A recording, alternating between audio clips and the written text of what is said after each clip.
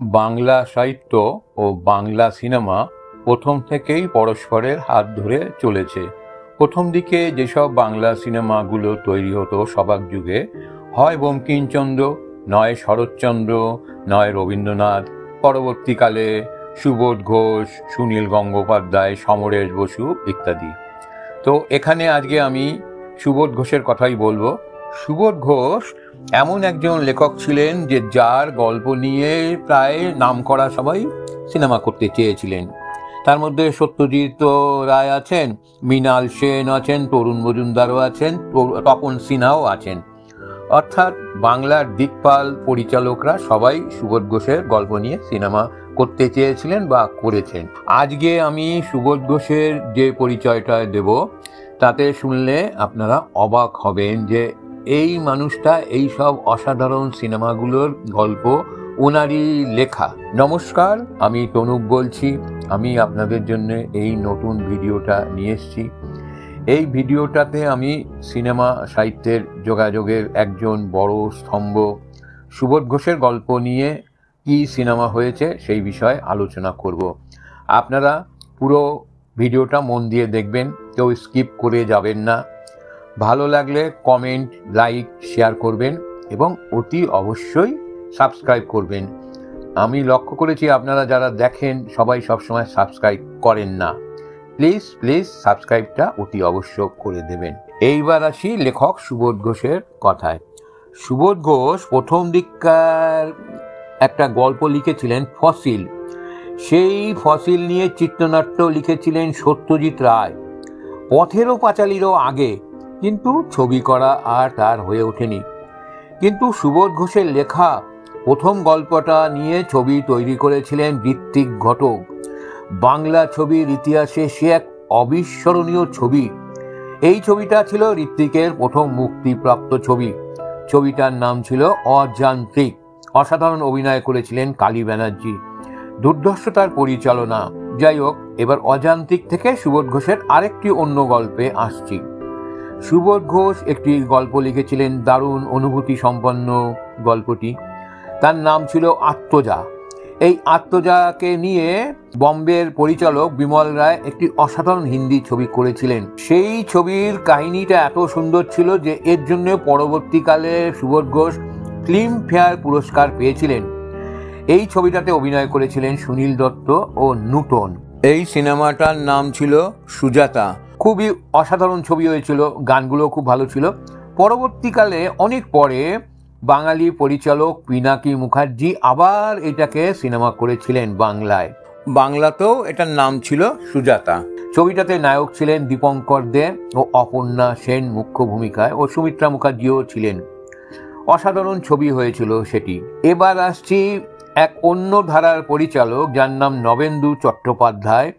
উনিও একবার সুবোধ ঘোষের কাহিনী নিয়ে একটি ছবি বানিয়েছিলেন। সেই গল্পটার নাম ছিল পরশুরামের কুঠার। ছবির নায়িকা রাষ্ট্রপতি প্রদত্ত সেরা অভিনেত্রীর পুরস্কার পেয়েছিলেন।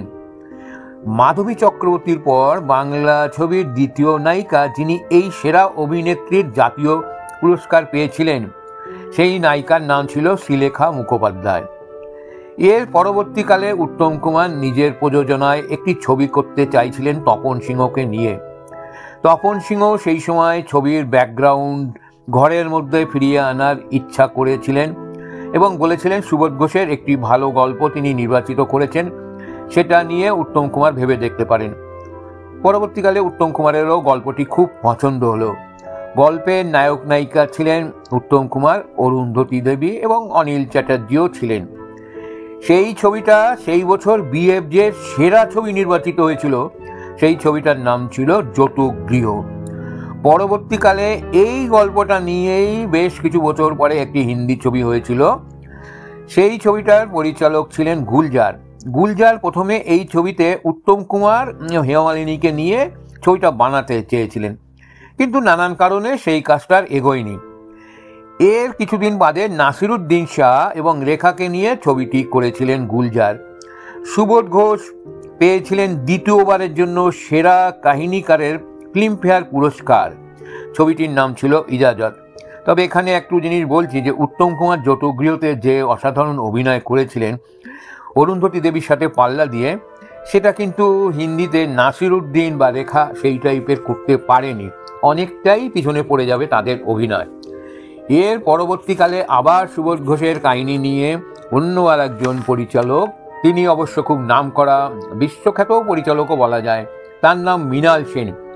মৃণাল সেন বেছে নিলেন সুবোধ ঘোষের একটি গল্পটাতে নতুন তখন নায়িকা এসেছিলেন আরতি ভট্টাচার্য, তাকে নিয়েছিলেন নায়িকার ভূমিকায়।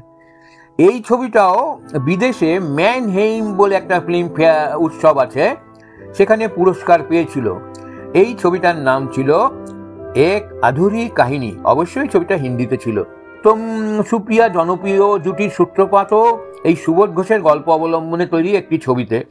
তার আগে তো উত্তম সুচিত্রা জমিয়ে বসছে, এবং কোনো একটি ছবিতে উত্তম সুপ্রিয়া ভাই বোনের রোল করেছিল, কিন্তু ভাই বোনের ইমেজ ভেঙে উত্তম সুপ্রিয়ার জনপ্রিয় জুটিটা তৈরি করার মুখে ওই ছবির পরিচালক ছিলেন অজয় কর। উত্তম সুচিত্রা জুটি ভেঙে পর্দা কাঁপাতে ওই ছবিতে নায়িকা নিয়েছিলেন সুপ্রিয়া দেবীকে, এবং গল্পটা নিয়েছিলেন সুবোধ ঘোষের সেই গল্পটা নিয়ে যে সিনেমাটা হয়েছিল তার নাম শুনো বড় নারী। ওই ছবিতে একটা মজার ব্যাপার ছিল, উত্তম কুমার হোমিওপ্যাথি ডাক্তার ছিল এবং সবাই তাকে হোমিও হিমু বলে খ্যাপাতো, কিন্তু মানুষটা খুব দিলদরিয়া ছিল। যাই হোক, এরপরে আসছি হিন্দি পরিচালক বাসু চ্যাটার্জি বাংলা থেকে শুরু করলেও বম্বেতে হিন্দিতেই যে খুব নাম করেন এবং অনেক হিট ছবিও দিয়েছিলেন। হিন্দি ছবিতে পরিচালক বাসু চ্যাটার্জির একটি বিশিষ্ট স্থান আছে, যেটা হয়েছে তার ছবি তৈরি করার একটি বিশিষ্ট ঘরানার কায়দায়। মিষ্টি প্রেমের ছবিতে ছোট ছোট ঘরোয়া সমস্যাগুলি তুলে ধরতে তিনি সিদ্ধহস্ত ছিলেন। 1976 সালে এই রকমই একটি ছবি বাসু চ্যাটার্জি তৈরি করেছিলেন এবং গল্পটা বেছে নিয়েছিলেন সুবোধ ঘোষের একটি গল্প থেকে। ছবিতে অভিনয় করেছিলেন অমল পালেকার এবং নায়িকার ভূমিকা ছিলেন জারিনা ওয়াব। গল্পটা ছিল সুবোধ ঘোষের চিত্তচকর, কিন্তু হিন্দিতে ছবিটার নাম ছিল চিতচোর। পরবর্তীকালে সুবোধ ঘোষের এই চিত্তচকর অবলম্বনে পরিচালক প্রভাত রায় একটি বাংলা ছবি করেন, সেটার নাম ছিল সেদিন চৈত্র মাস। এর প্রধান ভূমিকায় ছিলেন চিরঞ্জিত চক্রবর্তী, সঞ্জীব দাশগুপ্ত ও ইন্দ্রাণী দত্ত। ছবিটা খুব একটা ভালো চলেনি। সুবোধ ঘোষের কাহিনী অবলম্বনে একটি বাংলা সিনেমা হলো। বিষয়বস্তুটা সত্যি অভাবনীয়। একটা মেয়ে দিনের পর দিন বিভিন্ন লোককে বিয়ে করছে, তারপরে ঠিক ফুলসজ্জার রাত্রে সেই বরের সমস্ত জিনিসপত্র চুরি করে নিয়ে সে পালিয়ে যাচ্ছে। এতে সন্ধ্যা রায়, অনুপ কুমার এবং উৎপল দত্ত অসাধারণ অভিনয় করেছিলেন। ছবিটির পরিচালক ছিলেন তরুণ মজুমদার। সেই গল্পটার নাম শুনবেন, গল্পটা সুবোধ ঘোষেরই লেখা, নাম হলো ঠগিনী। এরপর আসা যাক 60-এর দশকের মধ্যভাগে সুবোধ ঘোষের গল্প নিয়ে ছবি বানানোর খুব ধুম পড়ে গেছিল। একই সঙ্গে 4টি ছবি তৈরি হচ্ছিল, যৌতুকগৃহ, বর্ণালী, শেষপর ও শ্রেয়সী। এই শ্রেয়সী ছবিটির পরিচালক ছিলেন শ্যাম চক্রবর্তী এবং এতে সাবিত্রী চ্যাটার্জি অসাধারণ অভিনয় করেছিলেন এবং নায়ক ছিলেন বসন্ত চৌধুরী। পরবর্তীকালে দেখুন এই ছবিটি নিয়ে বম্বের পরিচালক মোহন সায়গাল একটি হিন্দি ছবি বানিয়েছিলেন। ছবিটির নাম ছিল একই রাস্তা, যার ভূমিকায় ছিলেন জিতেন্দ্র, শাবানা আজমি এবং আশা সচদেব। আর তার আগে যে বললাম যে বর্ণালী ছবিটাও খুব অসাধারণ বানানো হয়েছিল, তাতে সৌমিত্র, শর্মিলা ঠাকুর অসাধারণ অভিনয় করেছিলেন এবং ছবিটা খুব ভালো হয়েছিল। এর শেষ প্রহর যেটা, ওটাতেও শর্মিলা ঠাকুর অভিনয় করেছিলেন। 1977 সালে সুবোধ ঘোষের একটি ছোট গল্প বারবধূ অবলম্বনে থিয়েটারও হয়েছিল এবং একটি বাংলা সিনেমাও রিলিজ করেছিল। থিয়েটারটা একসময় থিয়েটার পাড়াতে হতো এবং খুব হইচই ফেলে দিয়েছিল। এবং বাংলা সিনেমাটাতে অভিনয় করেছিলেন সমীর ভঞ্জ, সোমা দে এবং শেখর চ্যাটার্জি এবং বম্বের গীতা সিদ্ধার্থ। এই ছবিটি পরিচালনা করেছিলেন বিজয় চট্টোপাধ্যায়। ছবিটা সেইভাবে খুব একটা চলেনি।